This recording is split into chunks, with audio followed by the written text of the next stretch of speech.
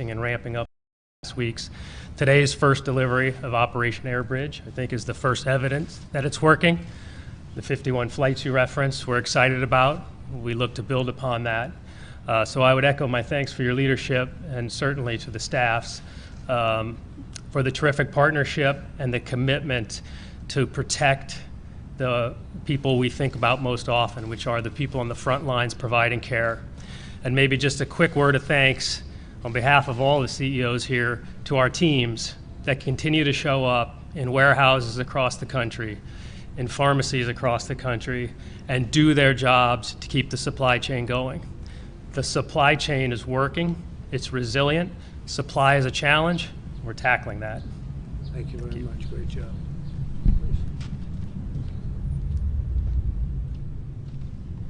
Thank you. Thank you, Mr. President, and thanks to FEMA and HHS. I think great leadership and is really working well.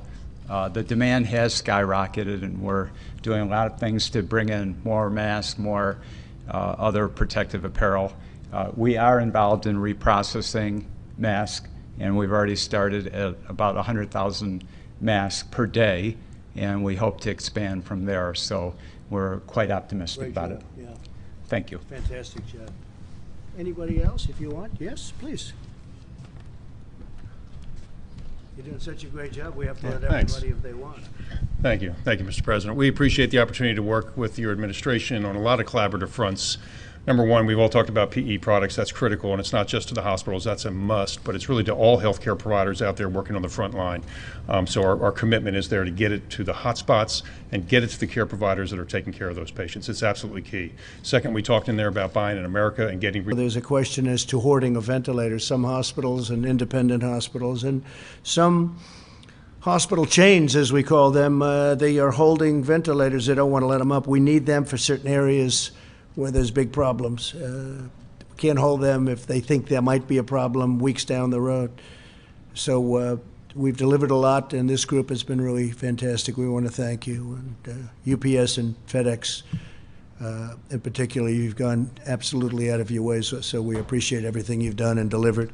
The federal government continues to mobilize every resource to make sure our frontline doctors and nurses have the equipment needed to save American lives.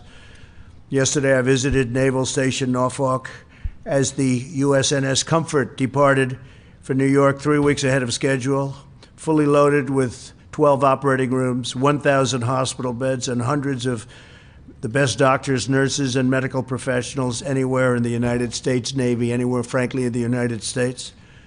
It was an incredible thing to see. Most of you saw that on television as it was leaving. It left literally 3 weeks early. It was under maintenance, and they got the maintenance done very quickly. They worked round the clock, as many of the people have, and it was a great sight. Additionally, two of the country's largest health insurers, Humana and Cigna, are announcing that they will waive copays, which is a big deal for anybody that understands insurance. They don't waive copays too easily, but we've asked them to do it, and they've done it. Coinsurance and deductibles for the coronavirus treatments to help ease the financial burden on American families during this pandemic. So they're waiving copays, coinsurance, and deductibles. I don't think anyone's heard of that one. Have you heard of that one before? I haven't heard. I want to thank them. Great companies. Today I spoke with Wolfgang Puck.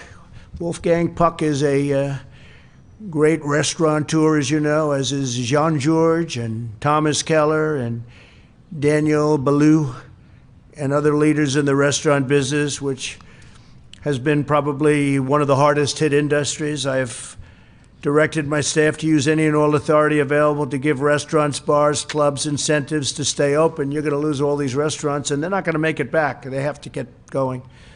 So what I'm doing is I'm going to tell Secretary Mnuchin and also our great Secretary of Labor, who you know very well, to immediately start looking into the restoring of the deductibility of meals and entertainment costs for corporations. That set the restaurant business back a lot when it was done originally and then done not so long ago. and we're going to go to deductibility so that companies can send people to restaurants. I think it'll have a tremendous impact and maybe keep them open. I mean, don't forget, some are closing right now, despite the fact that they could be open in the not-too-distant future. We expect that, but there are some that aren't going to be able to get open, and we want to make sure they do. So we're going to look at the restoring the deductibility of meals and entertainment costs for corporations so that corporations can send people to restaurants and take a deduction on it like they did in the old days. That was when restaurants were doing really well. The financial relief bill I signed on Friday provided historic relief for American workers and small businesses. It includes $350 billion in job restoration and retention.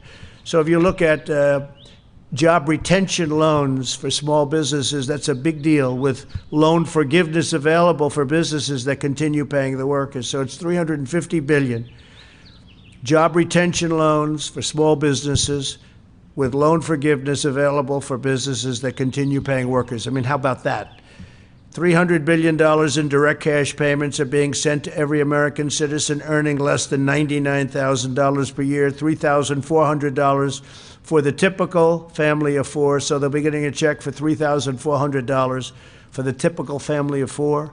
Approximately $250 billion in expanded unemployment benefits. Under this plan, the average worker who has lost his or her job will receive 100% of their salary for up to 4 full months. The bill provides for these unemployment checks to be delivered through the existing state unemployment systems, not us, state.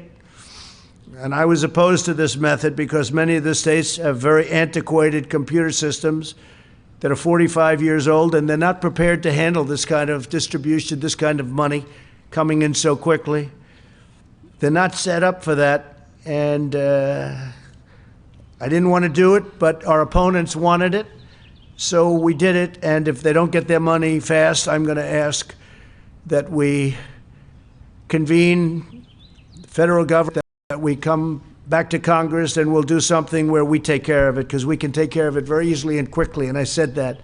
But a lot of these systems are so old and so antiquated at the state level that they're going to have the money, they're going to get the money very quickly, but they're not going to be able to distribute it. So remember what I said, and we will, if we have to, call Congress back or find some other way of delivery of the money.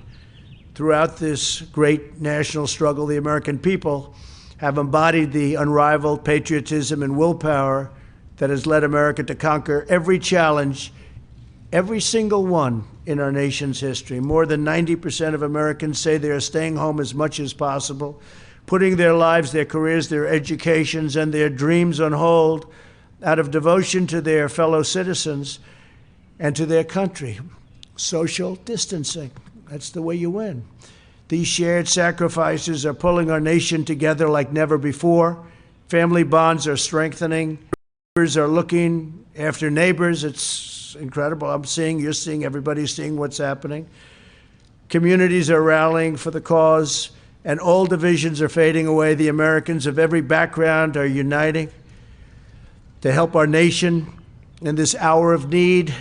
It's up to 151 countries. So when we say our nation and the world, when you think of it, 151 countries. Somebody said to me today that wasn't in this particular world, they didn't know that we had that many countries. 151 countries, that's something.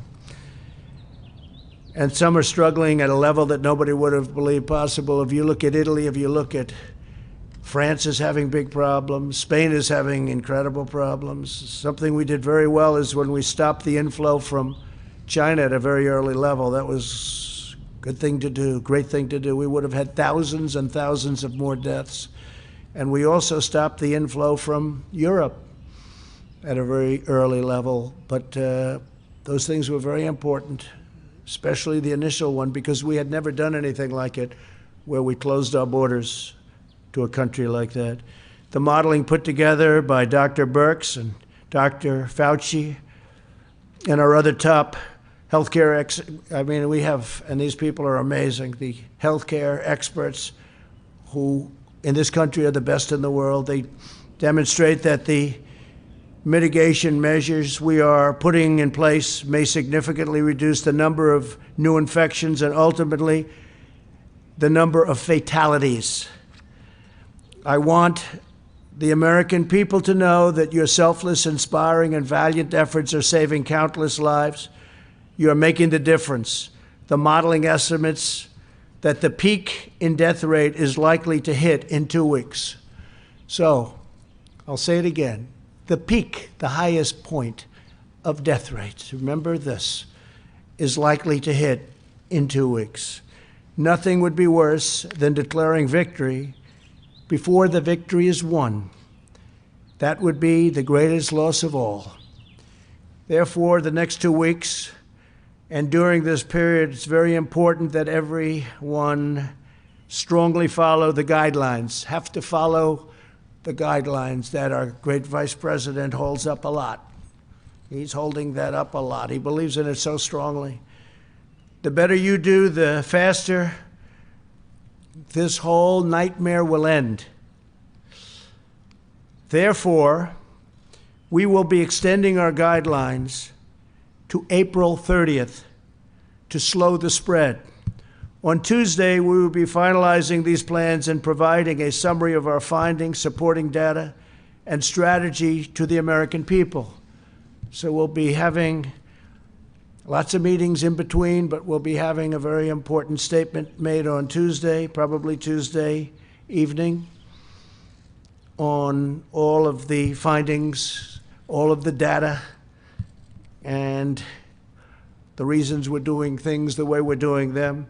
We can expect that by June 1st, we will be well on our way to recovery. We think by June 1st, a lot of great things will be happening. I want every citizen in our country to take heart and confidence in the fact that we have the best medical minds in the world tackling this disease.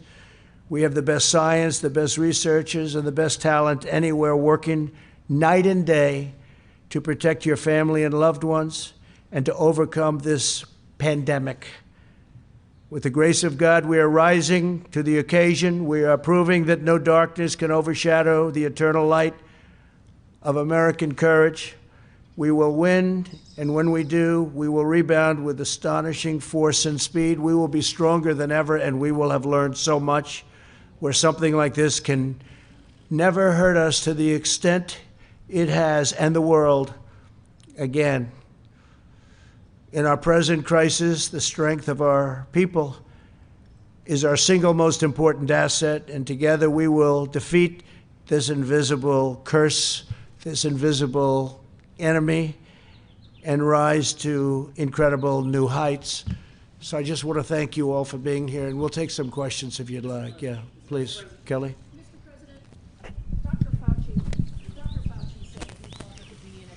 Million cases in the United States and deaths could exceed 100,000.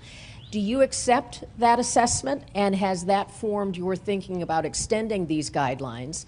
And you also talked about New York. Were you suggesting there has been inappropriate use of masks or improper conduct with supplies? No, I want the people in New York to check Governor Cuomo, Mayor de Blasio, that when a hospital that's getting 10,000 masks goes to 300,000 masks during the same period, and that's a rapid period, I would like them to check that, because I hear stories like that all the time. You know, we're delivering millions and millions of different products, and all we do is hear that, can you get some more?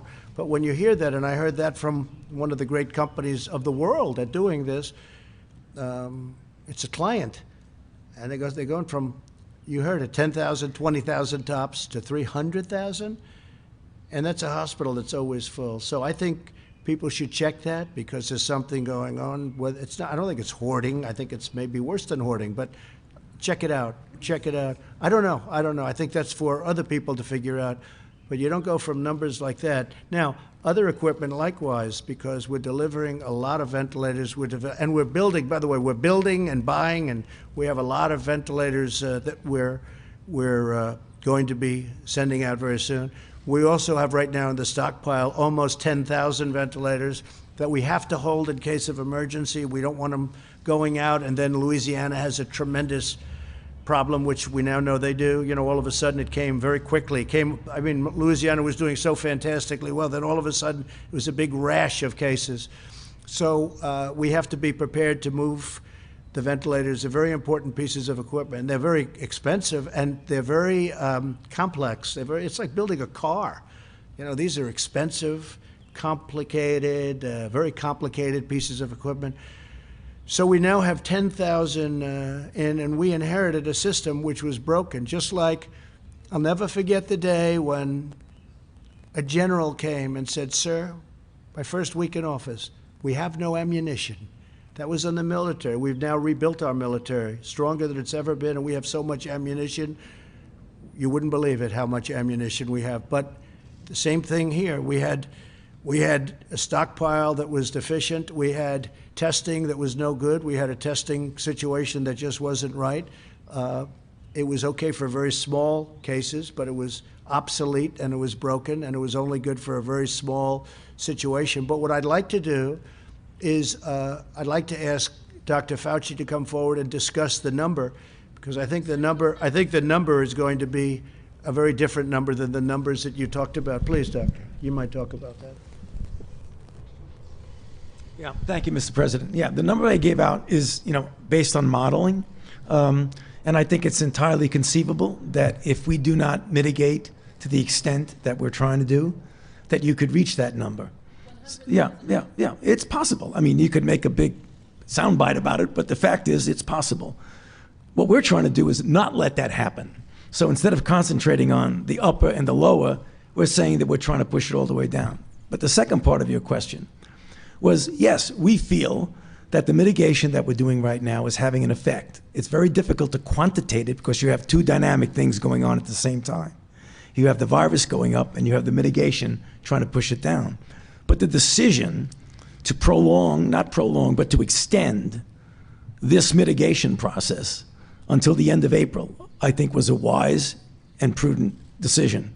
Dr. Birx and I spent a considerable amount of time going over all the data, why we felt this was a best choice of us, and the president accepted it. So in direct answer to your question, the idea that we may have these many cases played a role in our decision in trying to make sure that we don't do something prematurely and pull back when we should be pushing. Deborah, please, could you explain the 2.2 million if we did nothing? Because a lot of people would like to know that. So thank you. I mean, you all know you've all seen the models. You've seen the models.